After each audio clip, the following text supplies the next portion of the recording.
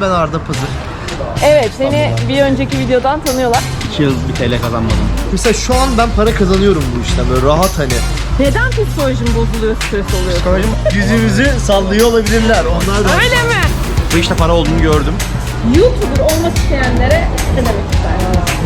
Battım, çıktım, zenginlerle oturdum. Geri geldi, yiyecek ekmek parası kullanmadım ama. Böyle 2 kelimeyle YouTube'u tanımlamak değil. Ben çadırda yatarken de Meksika'da Cancun'da 40 derecede mutluydum. Abi dün gece birlikteydik sahi. Ne? Vallahi çok zor abi. Çok para gerektiriyor ve çok risk Buraya gerektiriyor. gelecektim ben de. Yeni YouTuber olacak arkadaşlar, bununla ilgili ne söylersin? Sen 30 yaşındasın, sen 28. Yani ben de... Bu kadar YouTuber bir şekilde toplanmışız. Mavi'nin kanalına bir aşağıdan abone olursak, bir beğenirsek kanalın daha hızlı yükselmesine sebep oluruz. Bize ekstradan bir artı bir para gelmiyor. Sadece algoritma olarak bizi öneriyor. Daha fazla insan izleyebiliyor. Bu şekilde bizim seyahatimizi desteklemiş oluyorsunuz. Herkese yeni bir videodan merhaba arkadaşlar. Şu anda İzmir'deyim. Yaklaşık 2 hafta falan oldu İzmir'de olalı. Burada ailemin yanında kalıyorum. Ve sizlere böyle güzel, ilginç videolar çekmeye çalışıyorum. Şimdi bu video neyle ilgili olacak derseniz, şimdi ben 2 tane gezginle buluşmaya gidiyorum. Kimle? Hayta Yollar'da ve Arda Pazır'la. Ve çok güzel bir sohbet edeceğiz.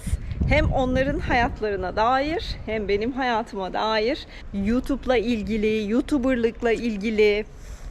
Bakalım bize neler söyleyecekler. Böyle tamamen spontane bir konuşma olacak bu. Hiçbir şey tasarlamadım açıkçası. Böyle sohbet edeceğiz. Siz de sohbetimize dahil olun istedik. Şimdi onlarla buluşmaya gidiyorum. Hadi bakalım gidelim. Bu benim arabam. Tanıştırayım. Ve şimdi arabamın ne kadar antika olduğunu anlayacaksınız. Bakın sesi dinleyin şimdi.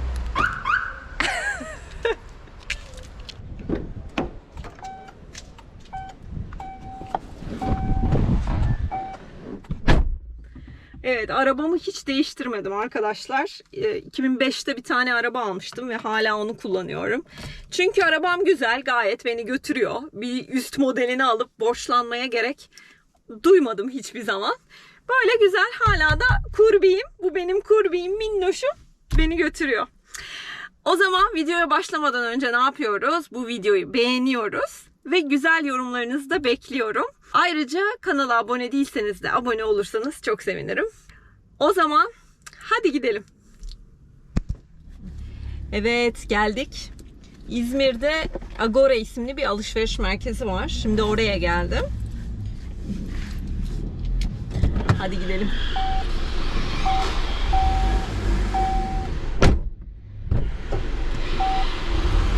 Bu oyundu tabii. Sonra gelip kamerayı alıyoruz, biliyor musunuz? Size böyle çekimler yapalım diye. Çok komik değil mi? Bazen çok gülüyorum gerçekten. Şu an böyle bir otoparktayız.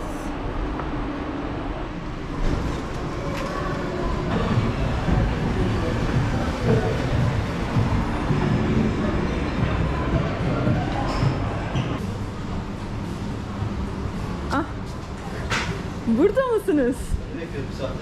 Ne yapıyorsunuz arkadaşlar AVM'de? AVM'de ne yapıyorsunuz? Çalışıyoruz. Bittik burada bak. Perişan olduk ikimiz ya. Gerçekten mi? Ama sen bana... Instagram'dan dans ediyor, biz seni burada bekliyoruz. Siz bana ne dediniz? Akşam 8-9. Şu anda saat kaç? Bana ne Programımız değişti. Sizin programınız değişti. Ben de programı size karşı uyarladım. Bana ne dedi biliyor musun? 6'da gelecek dedi. Hayır, o bana yazdı ki 8-9. Hayatı yalan zaten o. Yürüyen yalan. Dümdüz yalan. Yalanın Yalan mı? Hayta Yollar'da yalan mı? Bizde anlık değişir her şey. Hayta yolunda. Hayta yolunda. Takip edin. Arkadaşlar biz çekim yapacak yer bulamadık. Daha doğrusu oturup sohbet edecek bir yer bulamadık. Kısmet lokantası. Bakar mısınız? Burada müzik, içeride ışık yok falan. Hadi bir şeyler bulacağız. Kısmet lokantası.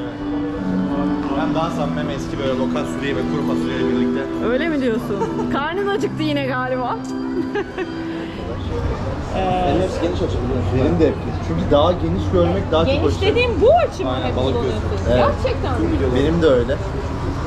Onu izleyince insanlar Bak bir şey de öğrendim hadi. Arkadan. Geliyorum yanına biraz. Evet, merhaba. Hayır.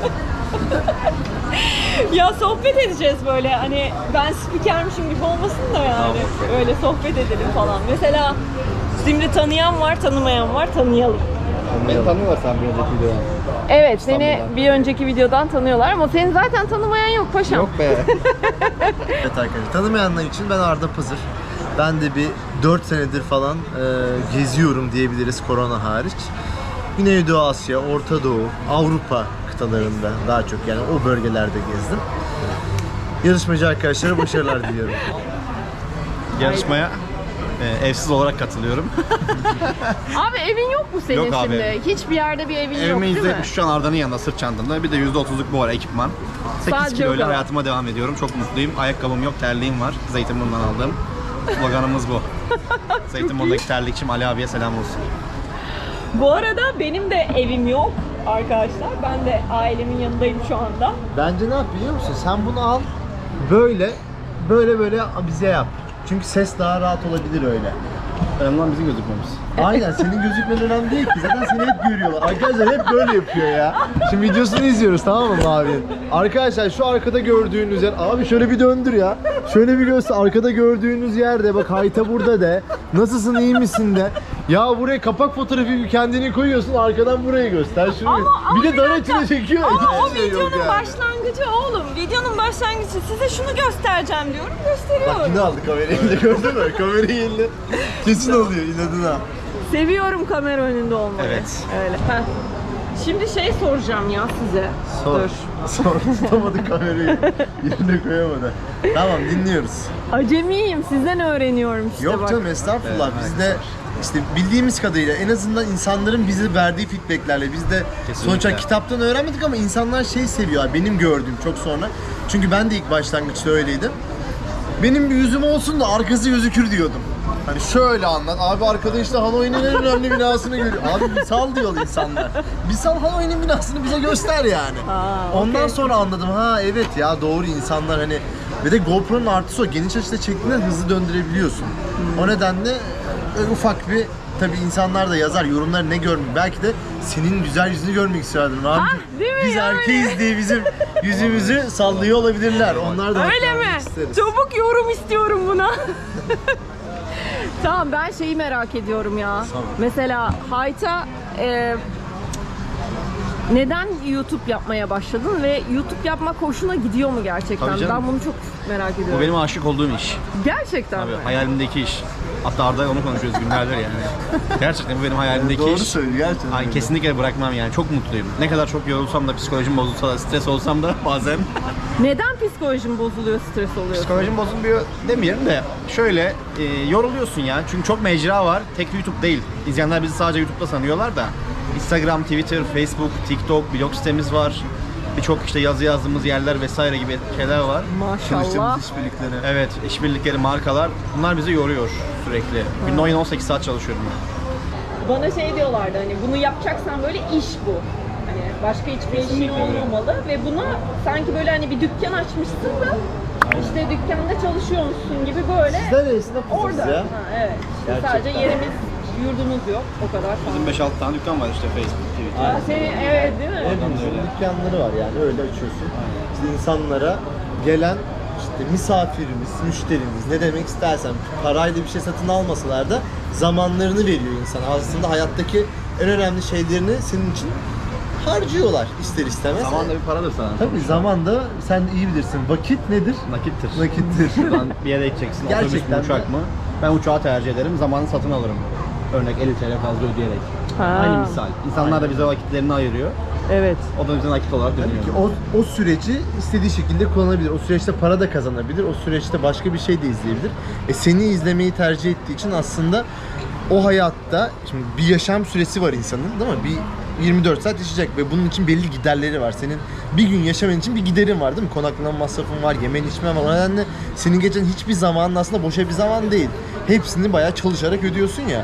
O boş zamanda insanlar Ya öğrenmek için seni izliyorlar, ya eğlenmek için seni izliyorlar, ya arkadaş olmak için seni izliyorlar. Sen de bunu düzenli olarak yapmak zorundasın. İşin aslı o yani. Şimdi adam diyor ki evet Mavi diyor çarşamba ve pazar günleri video yayınlayacak diye. O zaman ben diyor mesela pazar günü kahvaltı menüde Mavi izleyeyim diyor. Şimdi pazar açtı, Mavi yok. O zaman diyor Hayta'ya bakayım diyor. Hayta var. Şimdi sen bir misafirini kaybettin. O nedenle diyorlar ki YouTube'da sen düzenli olmak zorundasın. Şimdi ben 1,5 yıldır her çarşamba ve pazar kanalımda aynı saatte ve aynı günde video yüklüyorum. Şimdi ben bunu ek iş olarak yapamam Hiç ki. değişmedi mi? Hiç Mesela değişmedi. hiç gecikiyor bir şey olmuyor mu yani? Yapamıyoruz yani böyle bir şey Olmaması lazım. yapmaman lazım. Şöyle bir şey var mı? Sen kısmet lokantasında şey diyor musun? Hiç mi yani gecikiyorsunuz diyebilir misin? Yani. Demediği için zaten kısmet lokantası buraya açabilmiş. Gecikenler zaten eleniyor. Kaç tane YouTube'la ilgili içerik üreten insan var? Kaç tane başlayan insan var? Ben sana söyleyeyim. Yani hiç bilmeyen biri bile minimum 1000'de birinin ancak ayakta kaldığını bilir yani bunu. Çünkü çok zor. Maddi ve manevi olarak çok zor. Aileni, arkadaşlarını, hayatını, özellikle gezginsen arkada bırakman gerekiyor. Ve bunun için YouTube sana güveneceği bir 1,5 sene hiç para kazanmadan içerik yüklemen lazım. Bunun da bir yerden sen bir maliyetini çıkaracak, bir döndürecek bir para bulman lazım. Demek ki sen YouTube'a içerik üretmek için bir yatırım yapman lazım. Peki bir şey soracağım. Sen şimdi YouTube yapmaya para kazanmak için mi girdin? Yoksa geziyorum, hadi bir de YouTube yapayım mı dedin? Hobi olarak. Yani ne? İkisi de benim çok farklı. Benim çok küçük video, ben çok eskiden video çekmeye başladım. Yani bundan 10 sene önce benim arşivli videolarım var. Arkadaşlarımı çekmişim, ailemi çekmişim. Ben anı kaydetmeyi seviyorsun. ve yıllar sonra o anı dönüp bakmak çok hoşuma gidiyor. Ya mesela seninle burada oturduk, diyelim ki kamera yok aramızda. 10 sene sonra burada ne konuştuğumuz hiç aklımızda kalmayacak ama oturup 10 sene sonra bu videoyu izlediğimizde diyeceğiz ki lan ne güzel günler geçirmişiz. Bunu doğal olarak kameranın karşısında gerçekten yapabiliyorsan neysen o gibi bu inanılmaz bir keyif veriyor insana. Onu ben de düşündüm. Mesela ilk başta ben Asya'ya gittiğimde dedim ki ya ben YouTube falan uğraşamam. Gezecek miyim? Hani kamerayla mı uğraşacağım falan dedim hep. Sonra ilk bu Afrika'ya gidişimde video yapmaya başlayınca acayip hoşuma gitti. Çünkü böyle her şeyi yüklüyorum oraya ve orası bir günlükmüş Anı gibi defteri böyle işte, birikiyor. bir videolu günlükmüş Vlog. gibi. Evet. Vlog oldu. Yani yazıydı. Vlog yazardı insanlar. Samimi derdin, okurdun. Aa ne Video güzel. vlog olmuş. Şimdi video vlog oldu. Çünkü insanlar artık bilgiyi okuyarak değil, izleyerek öğrenmek istiyor. Daha hızlı öğrenmek Çağ istiyorlar, değişti. değil mi? Çağ değişti. Hatta şimdi daha da ilerledi.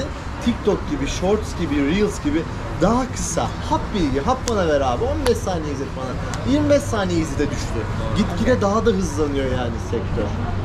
O nedenle senin sorduğun soruya gelirsek, eğer sen bunu para için mi yapıyorsan, ben bunu çok rahat bir şekilde söylüyorum ki ben 2,5 sene bu mecradan 1 TL para kazanmadım. Bak 1 TL diyorum sana. Az Hadi para ya. kazandım. İşte yetmiyordu falan demiyorum. Ben 2,5 sene bu mecradan para kazanmadan Gezerken değil mi? yaptım. Aynı anda gezerken. Gezerken aynı anda çalışırken Vietnam'da İngilizce öğretmenliği yaptım ben. evet. Üstüne de online İngilizce öğretmenliği yaptım. Yani tüm sürecin ben parasını çıkarmak için, bu yatırımı yapmak için 2,5-3 sene sadece çalışmak zorunda kaldım yani. 2,5 yıl sonra YouTube'dan para kazanmaya başladım. Benim için öyle oldu. Öyle oldu. 2,5 sene sonra oldu. Senin için ne oldu? Ben son 12 aydır kazanıyorum. 2 yıl bir TL kazanmadım. Arda Gerçekten aynı kaderi mi? yaşayan tekizdi Türkiye'de.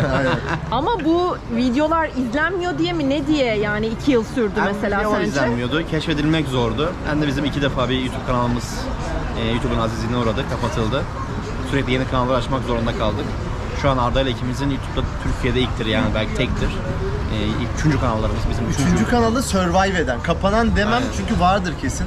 YouTube'da bu kadar az içerik üretim olmasının nedeni de bu. YouTube herkese çok ayrı şekilde sınava tabi tutuyor yani. Bazısının kanalını kapatıyor, bazısını izletmiyor, bazısını yıllar sonra öneriyor. Nedeni de şu yani, bunun herkes tabiri caizse ünlü olamayacağı için bazılarının elenmesi gerekiyor. Bu da bir sınav. İnsanları sokuyorlar ve hadi abi çalış diyor. Çalış hanginiz bırakmazsa onu alırım diyor yani. Senin 2 kere kapatıldı, 3.'yü açtın. Onu da Benim de öyle. Senin 2 kere kapatıldı ve 3.'yü açtın. Kaç abonen vardı kapatıldığında? Benim ikinci kanalda kaç vardı? 5-6K vardı. İlk kanalda da 1800.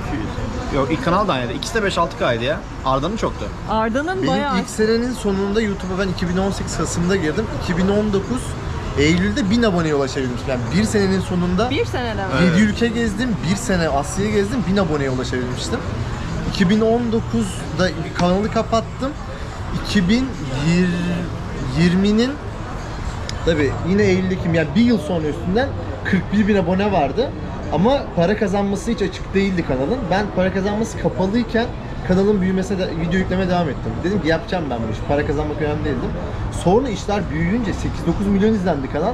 Totalde kaybım, yani yanlış anlama, $7.000 falan ben boşa sıktım yani. Dedim ki alamadın madem o parayı da. bitti, geçmiş Bitti, olsun. Kanalı kapandı. kapattık, 3. kanalı açtım yani ben. Yani sen 45.000 abonen varken kanal 41.000 varken kapandı ve tekrar mı açtın? Vallahi azmine hayranım. Şu anda hayranım yani. Vallahi bravo. Bir işi sevince oluyor ya, illa bir şey yok yani. O zaman biz nasıl tanıştık onu anlatayım. Konu buraya gelmişken. Şimdi ben neredeydim ya? Kenya'dayım. Böyle yeni hareket ettim. Yeni bir şehre gittim. Bir tane çok berbat bir otel odası, böyle hostel yok falan. Gittim otele. Canım nasıl sıkılmış. Dışarıda deli gibi yağmur var ve ben bir YouTube'u açtım. Ne para sayılıyor, ne izleyici sayılıyor. Ne oldu dedim. Arıyorum YouTube'u falan. Şeyden yazdım. Dediler ki YouTube kanalını kapatabiliriz. İncelemeye aldık. Şu an her şeyi durdurduk. Allah, benim beynimden kaynar sular döküldü yani. Sonra birileri bana bunu yazdım Instagram'dan. Birileri bana Hayta ile Arda'yı söylediler. Biri Hayta'yı, biri Arda'yı söyledi. Kim şimdi hatırlamıyorum ama.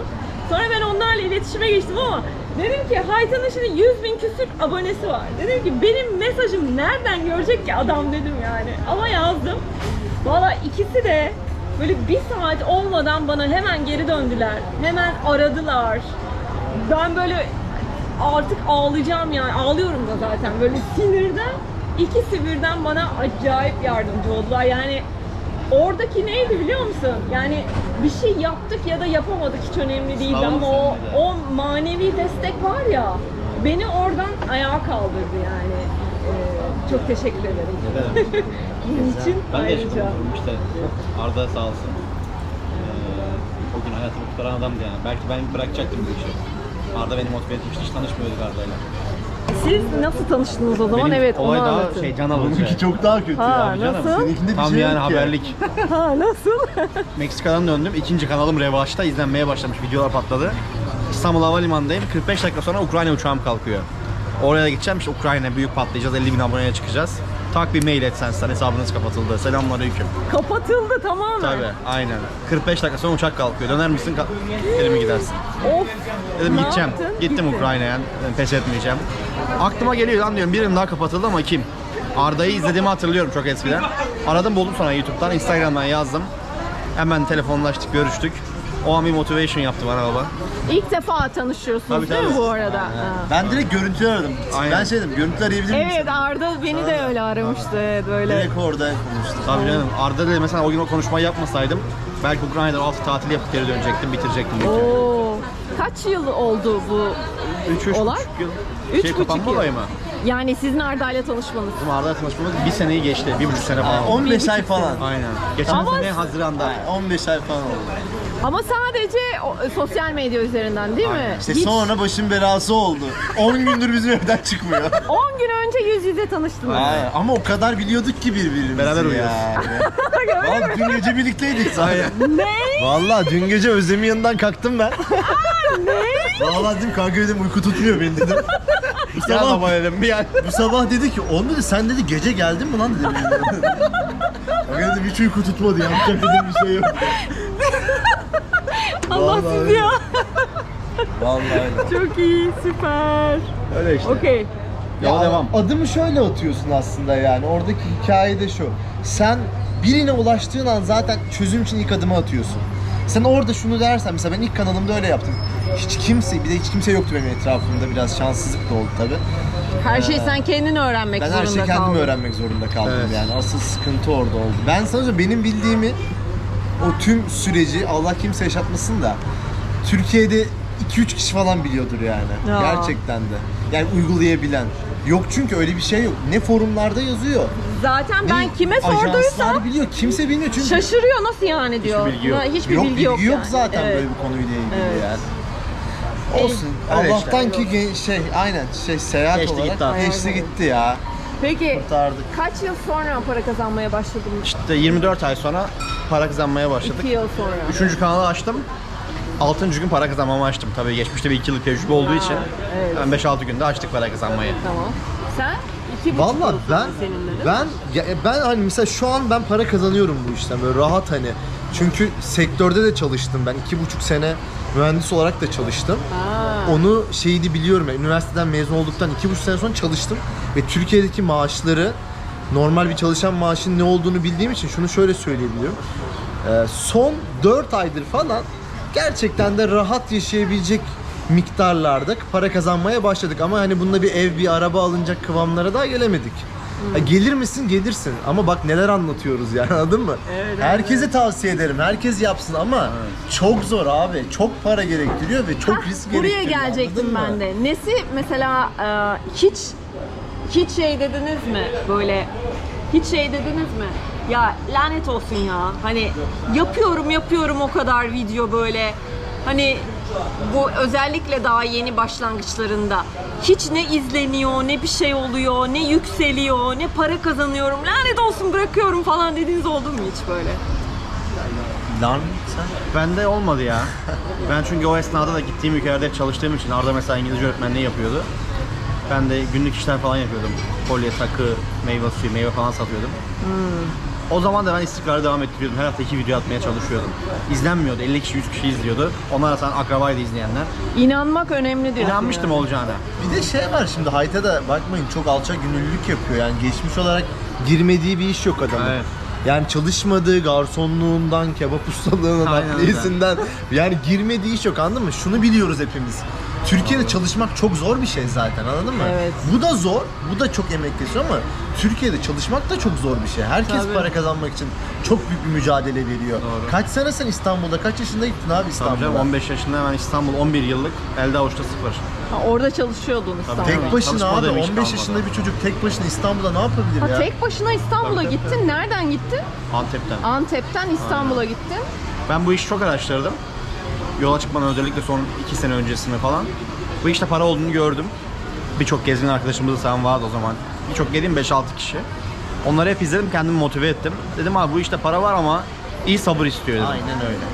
Az önce dedik ki eşini seviyor musun? Ben sevmiyorum, aşığım bu işe. Bence ben de aşığım gerçekten de işimi böyle hani, çünkü eğer işin senin birinci tercihin, hayat bir tercihler bütünüdür ya yani. Mesela sen bize burada vakit ayırdın, tercih ettin. Biz senle hani burada oturalım bir şey yaptık. Evet. Aslında senin de bir ton işin var, benim de bir ton işim var ama bir tercih ettik ya. Şimdi eğer ki senin işin hayatındaki ilk tercihinse sen artık o işe aşıksın demektir yani, seviyorsundur. Bir de uzun süreç, 3 yıldır, 4 yıldır demek ki bir tesadüf değil yani bu. Sen her zaman tık tık tık ne başına gelirse gelsin bunu bırakmıyorsun. Asıl orada anlıyorum bir işi seviyor musun, sevmiyor musun yani. Aynen Orada öyle. çıkar hikaye. Zaten bu iş galiba böyle sevilmeden yapılacak bir iş değil. Yani Kesinlikle. ben mesela çoğu zaman böyle acayip zorlandığım oluyor. Yani başlarım diyorum cover fotosuna da diyorum. Başlık ne bulacağım? Zaten o başlık beni deli ediyor yani. Çünkü izlemiyor insanlar değil mi? Böyle ilginç bir başlık bulmazsan izlemiyor. İlginçlik önemli maalesef. Yani bunlar falan beni bazen böyle şey yapıyor. Böyle ama sonra açıyorum videolarımı izliyorum böyle 3-5 yorum okuyorum falan. Ay diyorum ya ben seviyorum bunu. Hani kimse izlemezse de izlemesin. Benim anılarım bunlar. Ben buraya yükleyeceğim. İzleyen izler, izlemeyen izlemez diyorum. Ama izlemeyince de değirmen dönmeyeyim. Değirmen dönmüyor aynen öyle. Şimdi benim biliyor musunuz bilmiyorum, ben 10 ay önce başladım. Hadi 11 ay oldu belki şimdi buradayken. İyi yükseldin ama. Tabii canım, Onu yani soracağım. olmaz Mesela sen. 11 ayda hep ben böyle şey diyorum tabii. Yani sizinle kıyaslayamam tabii. Sizin daha çok geçmişiniz var. Ben daha 11 ay oldu ama hep böyle ya çok az daha şey hızlı gitmiyor falan, böyle bir videom patlasa falan diye böyle bir şey oluyorum ama herhalde biraz daha sabretmem lazım. Yani YouTuber olmak isteyenlere sabır konusunda, işte zaman konusunda ne demek istersiniz? İlk kanalımı açtım. 11. ayda 1000 abone falan vardı yani. Benim de Aynen. 11. ayda 1000 abone var. 11. ayda 1000 abone Benim var. de öyle. Şu an hala birçok arkadaşımız öyle, mesela yeni başkanlar var. Gezginler falan yazıyorlar bize. 1000'le 1500'de seyrediyorlar. Kolay değil bu iş. Büyük sabır testi bu işte artık. Anladın mı? Uğur'un çok güzel bir lafı var. Seni- Uğur Kola'nın şey diyor abi. Hani alın diyor kameranızı mı neyinizi alacaksınız? Bir yarım saat sadece konuşun ve yürüyün diyor. Bakalım yapabilecek misiniz hani? Oradan çıkar hikaye yani. Sadece kamerayı alıp eline bir yarım saat bir şey anlatmak bile bir ülke hakkında zaten zor bir şey. En basiti bu bir de yani. Bizim zaten bu hani en basiti. Bunun üzerine daha editi giriyor. Ekipmanı giriyor. Çekim açıları, kalitesi, insanı, bulduğun hikaye, çekici olması, kapak fotoğrafı, başlığı, yaptığın SEO ayarı, bunu Facebook'a yüklemesi, küçük videolar halinde Reels'a yüklemesi, efendime söyleyeyim TikTok'a yüklemesi derken bunu daha distribution falan hani ben en basitini söylüyorum. Zor bir hikaye olarak. Bak misal. Tık çıktı gördün mü? Adam Hemen. şey çıkarttı. Hazır. Hazır yani şey. Vallahi bravo, evet. Bunun ama sen eğer diyorsan ki insan yeni YouTuber olacak arkadaşlar bununla ilgili ne söylersin? Sadece YouTube'a değil de herkesin kendi mesleği ve işi var. Bizim biraz daha artımız burada yola çıkmış olmak, hani yolda olmak ve yol için mücadele vermek. Benim gördüğüm şahsi düşüncemdir tabii ki de bu herkes için farklıdır ama her şeyin bir zamanı ve bir yeri oluyor. Sen bazı şeylere çok uğraşsan da o şeyin zamanı değilse olmuyor yani. Veyahut da çok az bir uğraşla onun zamanı geldiyse eğer seni çok yükseklere de fırlatabiliyor iş. Zamanı gelmediyse sen istediğin kadar kassan da o iş olmuyor abi. Zamanı çıkmıyor. Sen kendini hazır hissetmiyorsun ya. İnsanlara tek söyleyeceğim şey benim biraz da akışına bırakmak bazı şeyleri. Elinden geleni yapmak ve devamında da bir işin olacağına inanmak. Eğer inanıyorlarsa öyle veyahut da böyle bu iş olur. Evet. Olur yani. Ya benim için mesela şey oldu hep böyle, bir şey anlatmak çok zor oldu. Hani böyle ben kamerayı alırım, kameranın önünde her şeyi yapabilirim, her şeyi konuşabilirim, her şeyi yapabilirim ama böyle bir şey anlatmak, işte bu ülke şöyle, şurası böyle, burada bu var, işte yıllar önce böyle olma. Bunları ben konuşamadığımı fark ettim. Çok acayip. Yani böyle bir yandan da böyle videoları editlerken, yaparken kendinle ilgili acayip şeyler öğrenmiyor musunuz? Fark etmiyor musunuz? Hatalarını görüyorsun diye kendini şey yapar. Ben diyorum ki ben böyle mi konuşuyorum ya, ben böyle mi diyorum falan böyle çok bilmiyorum size oldu mu yani, bana oluyordu. Ama ben böyle bir şey anlatamadığımı fark ettim. Sonra anlatmam gerektiğini düşündüm, çalıştım falan. Sonra dedim ki, şimdi kendini birileriyle kıyaslıyorsun, bırak. Yani herkes aynı ülkeye gidebilir ama herkesin verdiği şey farklı. Enerji farklı, konsept farklı. Her şey çok farklı. Ben şunu söyleyeyim, YouTube çok öznel bir platform. Yani senin Venezuela'da olman, Kenya'da olman veyahut da Moğolistan'da olman tabii ki de etki eder, merak ediliyor ama insanlar şunu izliyor. O ülkede sen ne hissediyorsun? Senin deneyimin ne yani? Senin deneyimin ne abi? Evet. Zaten biliyoruz Kamboçya'da Angkor Wat var. Anladın mı? Onu zaten adam onu izlemek istese gider TRT belgeseli yazar. Zaten çok iyi bir drone'la, Aynen. çok iyi bir kamerayla, çok iyi bir spikerle çekilmiş videolar yapabilir. Ama sana ne hissettirdi o görüntü, o taşlar veyahut da orada yakaladığın bir insanla olan bir muhabbetin sana o anda insanlara o duyguyu geçirebiliyor musun? Asıl olay o yani oradaki. Yoksa kimse tarihiyle ilgilenmiyor yani anladın mı? Değil mi? 14. işte 9. yüzyılda kurulmuş ama 13. yüzyılda unutulmuş. 17. yüzyılda Fransızlar tarafından tekrardan Angkor Wat bulunmuş. Bilgi de veriyor bak. Onu tamam biliyoruz çünkü. Evet. Senin bir şeyleri hissetmen için biraz da ön araştırman Ya ince zaten- ince ama çok girmeden Nereye yapıyorsun. gideceğini bulman için zaten bir araştırma yapıyorsun. Ben şimdi bu ülkeye gideceğim ama neden gideceğim? Orada ne görmek benim hoşuma gider diye bir bakıyorsun zaten. Ben de öyleydi mesela ilk baş. Sonra ben bunu saldım.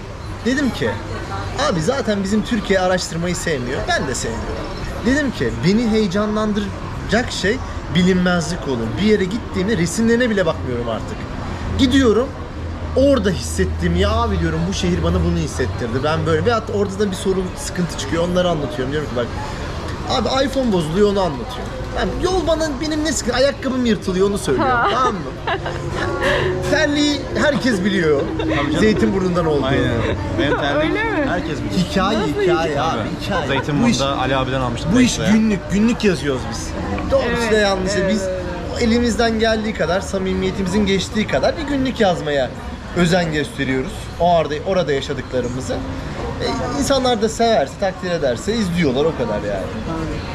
Kolay değil ama güzel. Yani herkese tavsiye ederim. Hepinizin elinde telefon var. Bak, hepinizin elinde var mı abi telefon? Öyle veyahut da böyle. iPhone'u yoksa bile ya hepinizin elinde kameralı bir telefon var. Hepinizin elinde bir internet var artık. Yani %90 diyeyim hadi. Demek ki YouTube da yüklenebiliyor. Açın deneyin. Çok basit. Çok basit. Herkesin YouTube bedava. Bedava ya. Bedava. Benim bedava değil, bedava abi. Açın deneyin. Gitmiyor oğlum. Çok zor ya. Vallahi çok zor ya. Şaka yapmıyoruz. YouTube seni önermiyor. YouTube seni işe alması lazım. YouTube seni algoritma olarak önermesi lazım. Almıyor abi adam. Bir buçuk sene sen dünyanın en iyi işini yap. Olmuyor ya. Bak bir tane örnek vereyim buradan arkadaşlar da. Mustafa Karaaslan var. Biliyorsundur belki. Ben Çok hiç duymadım. çok güzel ve çok güzel içerikleri görüntü yönetmeni edasıyla çekiyor adam. Hadi ya. Vallahi bak böyle kamera açıları böyle bir şeyler yok ama mesela daha bence hak ettiği şekilde izlenmiyor. Çünkü niye biliyor musun? Benim görüşüm açısından çok belgesel var yani. Ama bunu zaten çok büyük prodüksiyonlar yapıyor. Discovery zaten bunun çok büyük bir bütçeyle giriyor, anladın mı? Discovery olamıyorsun sen de bireysel olarak. Sen National Geographic olamıyorsun zaten. Ama bir şey soracağım tam bu noktada. Işığı da verdim hadi iyisin. Vallahi ışığımızı da ayarladı. Hayta Bey sağ olsun. Hayta Prodüksiyon. Hatta orada production. Hayta Yollarda Production. Okey. Tam bu noktada bir şey soracağım. Evet bak kesin olmadı. Arkaya böyle Mustafa Kaz kesin takip edin. İnşallah çok daha yüksek izlensin. Ben çok seviyorum. Her videosunu izlememe rağmen bunu Tamam söylüyorum. yazalım. Ben de yazayım Aynen, altına yaz. hemen şuraya. Bir şey soracaktım. Ne soracaktım? Peki mesela sen şimdi gidiyorsun, çekimler yapıyorsun bir şey. Yorumlar geliyor tabii şeye. YouTube'un altına, videoların altına yorumlar geliyor. Yorumlar iyi olabiliyor, kötü olabiliyor. Her türlü bir şey olabiliyor. Bunlardan etkilenmemeyi ne zaman bıraktın? Hiç etkilendin mi ya da? Önce Arda'ya sorayım. Şimdi şöyle belli bir takipçiden sonra senin bir kemik kitlen oluyor ve kemik yorum atan bir kitlen oluyor, tamam mı? Eğer bu kitlen yoksa yani bu 5000 10.000'lik kısımda çok değişken yorumlar geliyor. Bu da senin duygu durumunu çok değiştirebiliyor. Niye? Çünkü 3 tane iyi yorum varsa 3 tane de kötü yorum oluyor. Ama zaman ilerledikçe bu iyi yorum yapanlar artıyor. Mesela 200 yorum varsa 195'i iyi yorum, 5 tanesi kötü yorum oluyor. Bu da tolere edilebilir bir rakama geliyor. Bu zamanlarda artık alışıyorsun bu hikayeye yani. Ve de ne bileyim bana çok kötü yorumlar gelmiyor açıkçası. Hayta sen tarafı oldu. Asıl bu Hayta'ya sormak lazım. Ya bunu evet yani. Hayta'nın daha da fazla Şimdi biliyorsun ben biraz daha takılıyorum. Rahat takılıyorum diyebilirim içeriklerde. Ne görürsem çekiyorum. Ardacığım da öyle bir keza. Türkiye'nin merak ettiğini çekiyorsun Duruldu sen biraz aslında. Aynen. Aynen. Ben Ama ülkeleri mesela ne yapıyorsun yani hani böyle yorumlar biliyorsunuz. Şimdi Ama bak, düşünerek yapılmış yorumlar var, düşünmeden Bak, yapılmış şöyle bir sıkıntı yorumlar. var muhtemelen. Sen bizden almak istediğin cevabı biz sana veremeyiz. Çünkü bir kadına gelen yorumlarla bir erkeğe gelen yorumlar çok farklı. Yok. Evet. Öyle Ben mi seni diyorsun? öyle anladım. Ben sorunu öyle yorumladım senin Yok çünkü. sadece hani kadın olduğun için cinsellikten girilen yorumlardan bahsetmiyorum. Yani onlar zaten başlı başına hiç kale alınmayacak şeyler ama yani işte ne bileyim işte gittin de bunu mu çektin? Bilmem ne. İşte o yanlış biliyorsun, o öyle değil falan. Ne bileyim bu gireyim ben sana bilmem bu ne. konuda Evet. araya direkt giriyorum. Şimdi ben şöyle mesela gittiğim ülkelerde özellikle son yaptığım 7-8 ülke ne varsa anlatıyorum ülkede. Gece hayatı, kadın ticareti, sokaklara giriyorum. Yine gece hayatı, yine kadın ticareti. Torbacıları gösteriyorum, uyuşturucu satanları gösteriyorum. Bu bir takım kitleyi rahatsız edebiliyor bazı noktalarda. O ülkede yaşayan Türkleri de rahatsız edebiliyor. Burada yaşayan Türkleri de rahatsız edebiliyor. Eleştirel yorumlara biz hiçbir şey demiyoruz. Adam eleştiriyordur, beğenmemiştir, saygı duyuyorum. zaten okuyacak vaktimiz olmuyor. Benim de öyle, bilkeza Arda'nın da öyle. Ama mesela ilk başlarda yani... İlk başta da ister istemez etkiliyordu. Evet, onu Ama soruyorum. artık biraz daha profesyonel döndüğü için gerekirse yani çok bakmıyoruz bile. Zaten bizim dediğim gibi profesyonel şirketimiz falan var, avukatlar var. Onlar bakıyor. Öyle tehdit gibi, küfür, ağır hakaretlerde falan adli işlemlere başlıyoruz. Ama eleştirel yorumlara falan saygıyla eğilip devam ediyoruz yani. Bu şekilde. Kişisel yorumlar sizi rahatsız ediyor mu? Yani işte yok sen de yok tipine bak, yok Beni hiç bilmem rahatsız ne etmez. falan filan böyle. Vallahi yok ya. Bayağı kişiselden de girdikleri Ya şöyle olabiliyor düşün, çünkü. bence mesela sen bu videoyu 100.000 olduğunda izlediğinde farklı bir yorum getireceksin diye düşünüyorum. Olabilir. Çünkü yorumlar dediğim gibi ilk bölümlerde çok daha etkili, çok daha fazla, çok daha psikolojik. Bu bir psikolojik maraton YouTube. Böyle iki kelimeyle YouTube'u tanımlamak değil, psikolojik bir maraton. 100 metre koşmuyoruz biz. Yani 10.000'e koşmuyoruz. İşte bir yıla koşmuyoruz, 2 yıla koşmuyoruz. Biz bir meslek olarak bunu 4-5 yıl götüreceği için ilk yıllarda daha büyük bir psikolojik sıkıntı. Yorumlar, işte gittiğin ülke, aileyi bırak. Zaten psikolojik olarak bir farklı bir diyardasın ya yani. Kenya'da bir kabiledesin yani. Sevdiklerinden uzaktasın. Maddi olarak yolun başında sıkıntılar çok daha ağır. O nedenle her gelen yorum seni daha da etkiliyor. Tabii. Daha da bir de şöyle düşün. Yapılan yorumlar, kötü yorumlar aslında insanların dilek olarak sana yaptığı yorumlar değil. İnsanlar çok mutsuz Türkiye'de. Evet. Gerçekten de mutsuz. Şimdi adam zor koşullarda çalışıyor. Asgari ücretle evini geçindirmeye çalışıyor. Evini hani ayda bilet götürmeye çalışıyor. Ve oradaki senin bir söyleyeceğin söz ona 10 kat etki ediyor ya. Orada onu vermek istiyorsan. Ya ben sıkılıyor adam. Sen Kenya'dasın, o Moğolistan'da, ben Vietnam'dayım. Bunlar nasıl geziyor diyor. İnanamıyor abi adam senin. Adam inanamıyor senin mücadele verdiğine. Ben de bunu anlayışla karşılıyorum. Hayat Çünkü- sana güzel replikleri Nesin? çok fazla ya, geliyor. Yapacak bir şey. Tabii ki de hayat şu an için evet hayat bize güzel yani. Bunu nasıl biz Herkese inkar güzel edelim? de yani. İsteyen herkese güzel. Çok hayat. Evet, Aslında bilmek isteyen lazım. herkese. Sağlığımız almak yerinde bir kere her şeyden önemli. O nedenle hayat sağlığımız yerinde olduğu için bize güzel abi şu an. Sen ne dedin biraz önce? Her şey güzel dedim, herkese dedim. Yani yaşamasını bildikten sonra. Aynen öyle. Evet. Aynen öyle. Önemli olan küçük şeylerden de mutlu olmak. Kesinlikle. Ben çadırda yatarken de Meksika'da, Cancun'da 40 derecede mutluydum. Her gün farklı insanlar tanıyorum. Bugün belki hostelde kalmıyorum, otelde kalıyorum ama bugün de mutluyum. Evet. Olay o yani. Amaç yani önemli olan kendini motive edebilmek her ortama. Ben daha önce de kaç tane şirketim vardı Türkiye'de. Arda'nın da bir kez daha aynı. Battım, çıktım, zenginlerle oturdum. Yeri geldi yiyecek ekmek parası bulamadım ama çok şükür.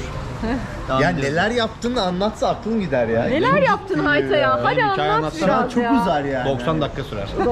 Gerçekten de Tabii 90 dakika sürer. Hani insanlar tabii ki de bizi Şöyle film ufacık karakteri böyle gibi. ufacık bir bahsetsene kısacık. Nasıl bahsedeyim? Sen Antep'ten İstanbul'a Sen geldin. şunu söyleyeyim. Yani bunu bile satmışımdır yani. Yapmadığım iş kalmadı. Öyle mi? Tabii. Yapmadığım iş kalmadı. Habire şirketler kuruyorum, evde kartvizitler dolu. Gerçekten. Tabii canım, nakliyecilik yapıyorum bir gün reklamcılık yapıyorum, bir gün cam satıyorum. Bir gün sanayiye gidiyorum, matkap alıyorum, testere alıyorum, elimde çantayla satıyorum. Abi Tabii. bak, Parfüm bu satıyorum bitti. sokakta. 15 yaşındasın abi, 15 yaşındasın.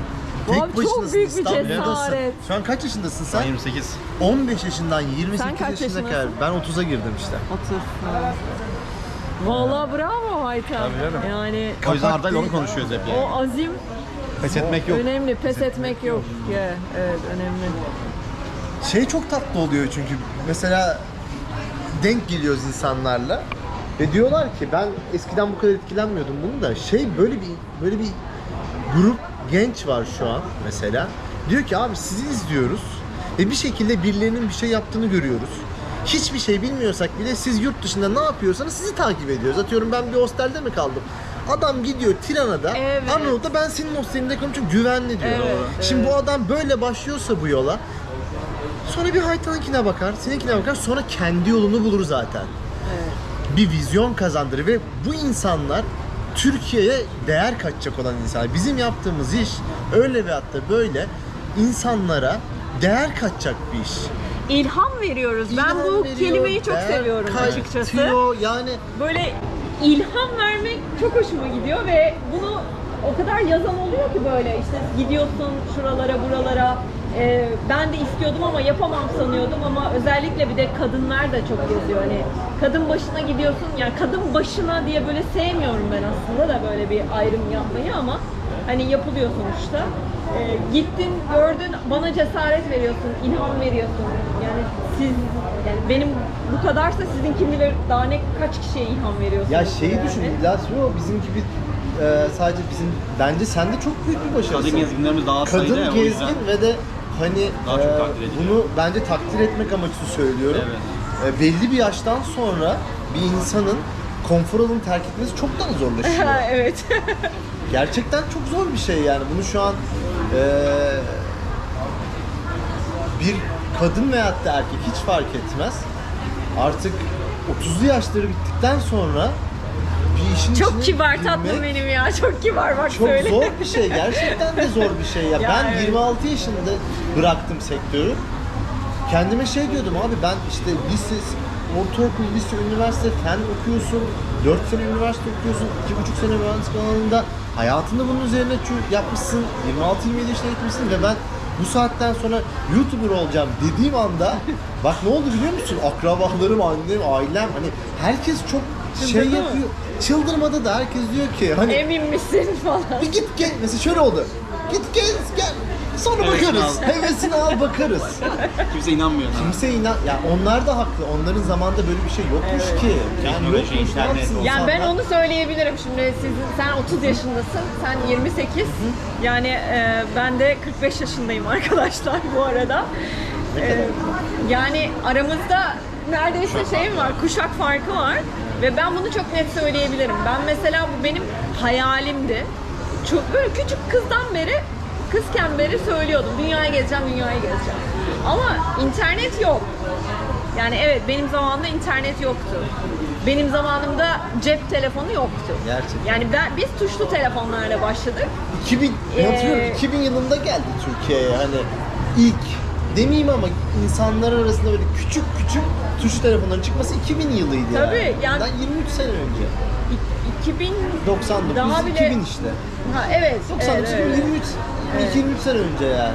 Ya ben mesela internet geldiğinde şunu diyordum, çok komik. İnternet nedir ya yani? Ne ki o? Nasıl bilgiler var? Ben giriyorum, yazıyorum, çıkıyor. Ya böyle bir dönem de gördüm ben.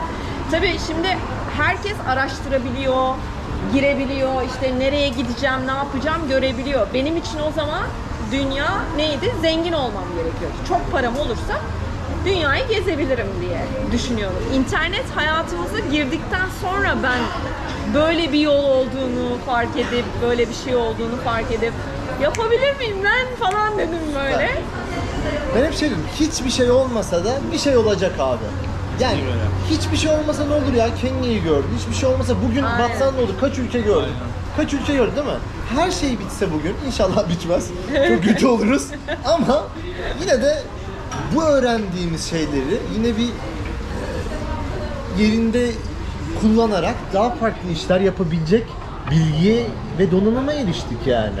O nedenle onu anlatıyorum. Bizim bu gösterdiğimiz, en azından gittiğimiz ülkelerdeki attığımız adımları takip etmeleri bile insanların Evet. ilk yurt dışına gitmeleri, vizyon olarak geliştirmeleri ve her biri Türkiye'ye daha vizyoner olarak geri dönüyor. Evet. Her giden insan belki diyor ki bu Türkiye'de yokmuş, belki Türkiye'de bunun üretimini yapayım, belki bunun satışını yapayım, belki bunu insanlara öğreteyim gibi artıları oluyor.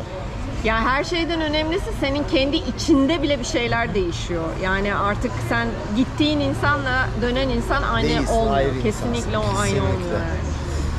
Yani. Öyle. Öyle. Öyle. İnce toparlayalım artık. Ne yapıyorsun? İnce ince Başka bir toparlayalım. çekime geçeceğiz çünkü burada. Ha, öyle mi diyorsun? Tamam, okey. Nasıl toparlayalım? Ne diyelim o zaman? Son sözler. Evet. Ne diyelim Teşekkür son ederiz. sözler? Umarız faydalı olmuştur yani.